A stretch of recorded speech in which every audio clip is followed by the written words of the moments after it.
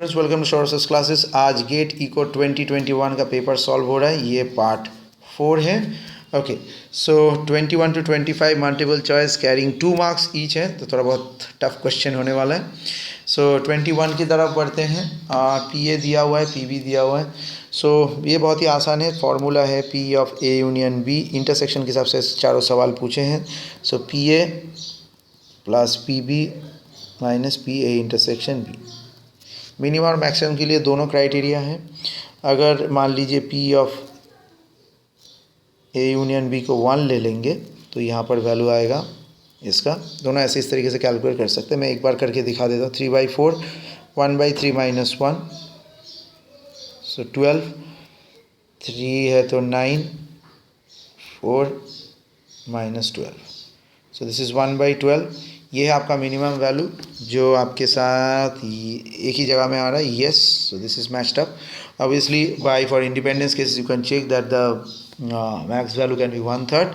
So obviously P is correct. So 21 answer is B. 22 में चलते हैं। ए स्क्वायर एक अनबायस्ड एस्टिमेटर है, अनकॉन्सिस्टेंट एस्टिमेटर है of the population variance. Then one can conclude that root over S. So ध्यान से देखिए, यहाँ पर ऑब्वियसली प्लस माइनस दोनों आना चाहिए था। तो हम लोगों ने एक ऐसा स्ट्रक्चर को क्रिएट किया है जो कि एक बायसनेस का स्ट्रक्चर है, but it still maintain the basic structural level of x i minus x bar square जो है। याद रखिएगा, x i minus x bar square always gives you the highest value square with respect to any other values. So x i minus के हिसाब से भी अगर लेंगे सो इससे यही वैल्यू ही आएगा। सो कंसिस्टेंट तो ये रहेगा। So this will still be consistent and but their unbiasedness fall हो जाएगा. So this will be biased. So 22 is B. 23. Consider following demand supply structure. Demand है P equal to Q square minus 12Q plus 35. Supply is as this stable market price combination. तो पहला तो P दिया हुआ है, second वाला है 4P equal to 3Q लिख सकते हैं. So P equal to 3Q by 4. इसके साथ दूसरे में P को अगर इक्वेट कर देंगे 3 स्क्वायर प्लस 35, 4 से दो side multiply, so 3Q equal to 4Q square minus 48Q plus 170, सब एक साइड में ले आते हैं। So 4Q square minus 51Q plus 170 equal to 0। Okay, now अब इसको हमें क्वाड्रेटिक की तरह तोड़ना है। तो तोड़ेंगे कैसे? 3 वैल्यू में आएगा बटा हुआ।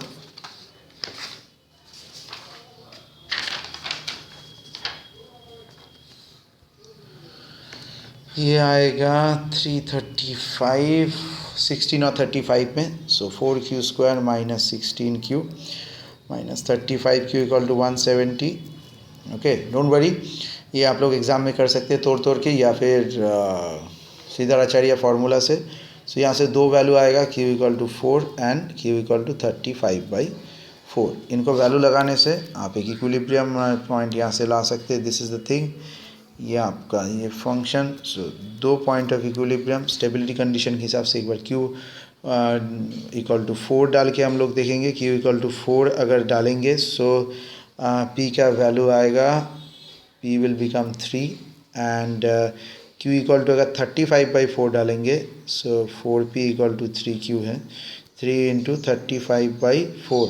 सो P equal to 105/16. As you can see, this time P is higher, so obviously that is not the stable value it will be providing. So the one with P equal to 3 will be providing you. So the answer to 23 is A. So 3 and 4. So 23's answer is A. 3 stars consumption preferences of biryani. वाह क्या बात। So biryani के ऊपर सम है is U equal to x plus 4y। Budget line दिया हुआ है 2 और 3 स्टार्स टोटल इनकम 120 रुपये है। रेस्ट्रिक्शन है बिरयानी 60 यूनिट से ज़्यादा नहीं और पुडिंग 30 यूनिट से ज़्यादा नहीं। और दिशा क्या खरीदेगी? डायरेक्ट सॉल्व करते हैं। x प्लस 4y दिया हुआ है। ओके, कुछ लाइनें ड्रॉ करनी पड़ेंगी।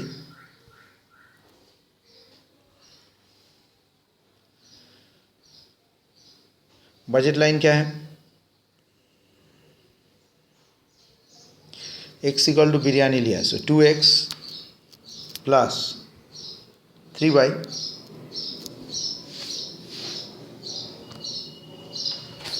इसको ले सकते हैं less than equal to 120। Less than equal to क्यों? क्योंकि आमतौर पे बजट लाइन में एक प्रिजम्पशन रहता है कि वो एक पैसे का भी सेविंग्स नहीं कर रहे हैं। Okay, there is no savings. what happens if the person decides to save some amount of money and doesn't want to follow this rule? Okay, तो ऐसे केसेस में ये होगा। So 2x plus 3y, so x equal to यहाँ पर अगर solve करेंगे आएगा 60 और y का वैल्यू आएगा x इक्वल टू 0 डालने पर at x equal to 0 y equal to 40, at y equal to 0 x equal to 60। So ये 40। सो ये बजट लाइन तो अपना ऐसा चला जाएगा। एक काम करते हैं, थोड़ा सा राइट साइड में ले लेते हैं, 60, ठीक है। और ये बजट लाइन हो गया। ये 60 से ज़्यादा नहीं खरीद सकता तो ये यहाँ से ही एक लाइन जाएगा, और ये 30 से ज़्यादा नहीं तो ये यहाँ से जाएगा। सो 3 लाइनें हो गया। सो वो तो वही फंक्शन को ही can take, that function is in this particular zone.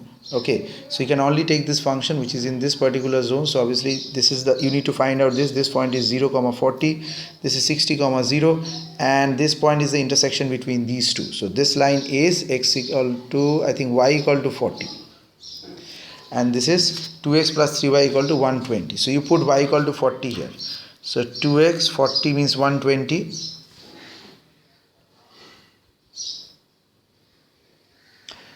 Okay, biryani this, no sorry, this is 30, so I put 30, so that's why I thought that first time in my life my sum may be wrong.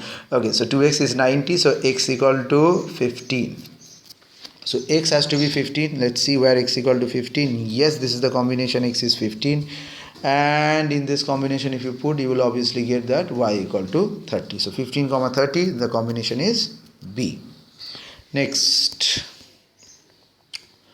now we have a question here. GST, what is this? Goods and services tax. Actually it was first introduced in Canada, so India just took it in 2018. So this is nothing but what you can say, this is a destination based consumption tax. Sahi hai. It's an indirect tax and a modified form of the value added tax, but it's a origin based tax assigned to the state is not correct. So A, C, D are applicable. Last question for this. Consider the intersection of roads without any traffic light. Okay, consider the intersection of roads without any traffic light.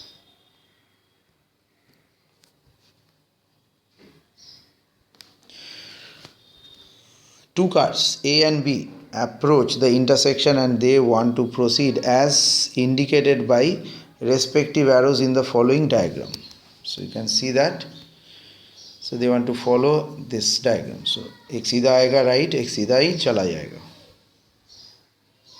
If both proceeds without stopping and there is an accident, and then A would have a payoff of -100 and B would have a payoff of -500.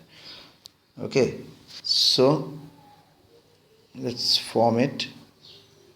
Game theory का structure है ये।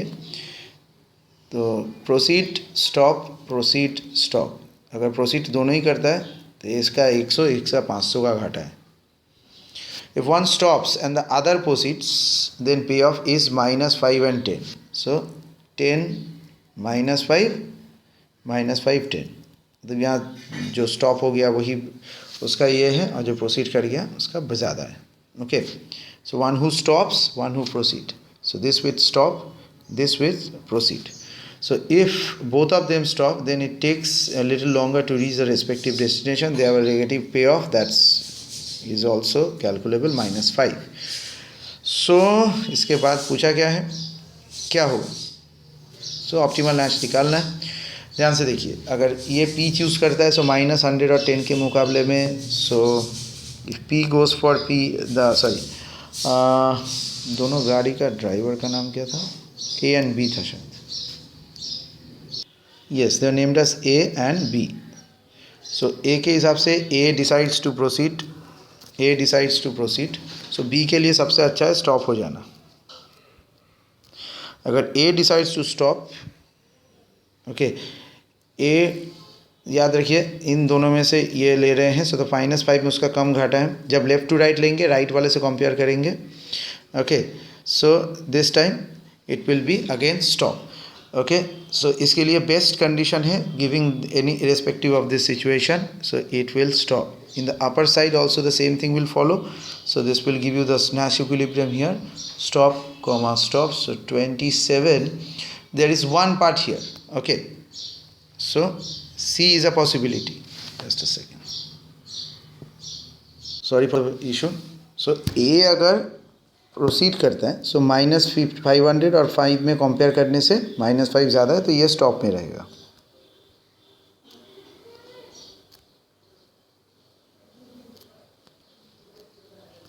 थोड़ा सा clear कर लेते हैं। हाँ, सो ए proceed में है, बी का है फ़ायदा किस में, स्टॉप। ए स्टॉप में है तो बी का फ़ायदा कहाँ पर है, 10 और -5, सो प्रोसीड। नेक्स्ट, अगर बी प्रोसीड में जाता है तो यहाँ से कंपेयर करेंगे 100 और -5, सो बी ए जाएगा स्टॉप में, और बी अगर स्टॉप में जाता है तो ए का 100 और 5 में से, सो ये रहेगा प्रोसीड में। So obviously there is a opposite thing, ये जब प्रोसीड, ये स्टॉप, ये स्टॉप, ये प्रोसीड। सो यहाँ पर दो ऑप्शंस हैं, सो ऑप्शन नंबर,